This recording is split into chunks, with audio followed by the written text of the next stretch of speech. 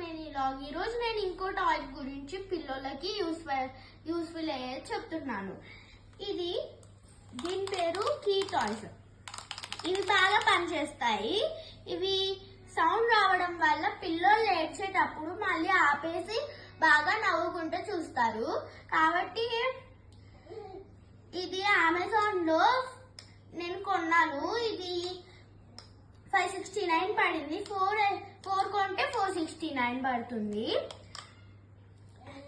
మా ఇంట్లో 1 year below బాగున్నాడు కాబట్టి నేను ఇవి కొన్నాను.